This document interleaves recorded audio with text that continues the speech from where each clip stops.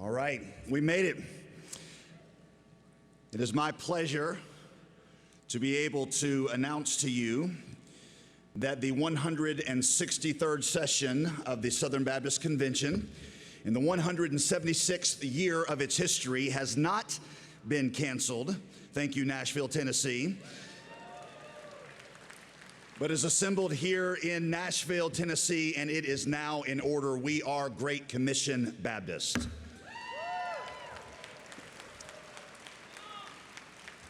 I want you to know that today I will be using the Judson gavel that belongs to the Southern Baptist Convention. Adoniram Judson was the first Baptist missionary who was sent out from the United States and by the organization that would eventually become the Southern Baptist Convention. This gavel was crafted out of furniture from his bedroom in Burma, which means I will be exceptionally careful with it. And if I need to bang it on the podium, I will probably use my hand and not this gavel. It was brought to Southern Baptist by former convention president M.E. Dodd in 1935. Adoniram Judson has always been a personal hero of the faith to me, and I do believe that his life and testimony exemplify in every way the spirit of Great Commission Baptist.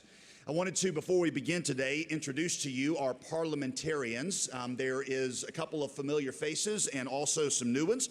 When I call their names, if you would just raise your hand to identify yourself. We have Craig Culbreth, someone very familiar to you who is in many ways the people's parliamentarian and our timekeeper. He encroaches kind of threateningly upon whatever person is taking too much time on stage, I think myself included. We'll also have Al Gage, who is a new face. Al is the chief parliamentarian for the Republican National Convention and has been able to bring a lot of outside perspective and an unbiased a viewpoint of the various things that we are going to be looking at. We also have new faces Eddie Eaton and Ashlyn Portero. And then, of course, we have the very familiar to us, our chief parliamentarian again this year is Barry McCarty. Would you put your hands together in advance and thank them for their service?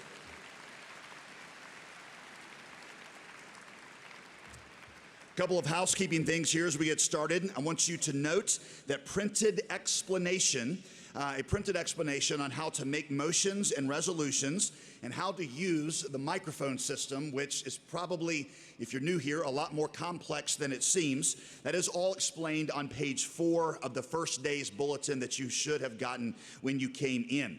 I want to tell you about something new that we're doing that we're hoping will be a help, and it is a way that you can make a very important contribution to the accurate recording of our business proceedings, and that is by providing typewritten or legibly handwritten copies of the motions or amendments that you make. In fact, it is greatly beneficial if you already have that written down, ready to turn in when you make your motion.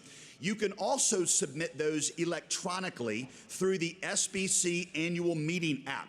I don't know if you have gotten this yet, but I would encourage you right now, everybody, just actually take out your phone.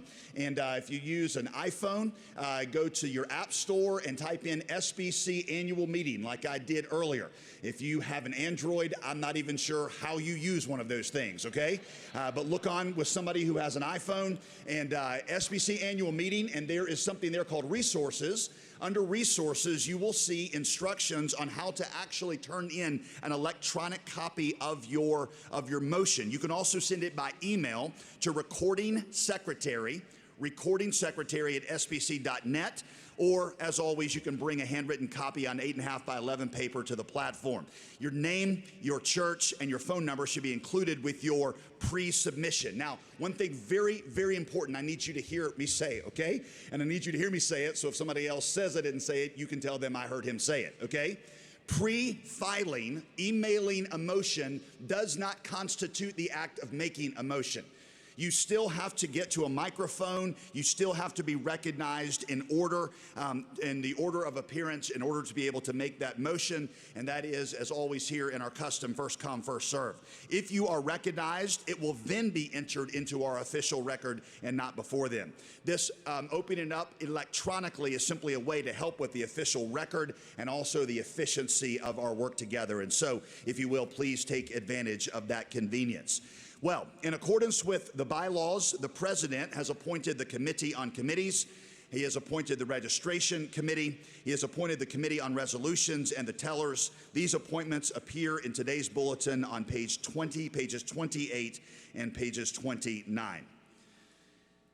The chair now recognizes Don Currents, who is our interim registration secretary, for the registration report.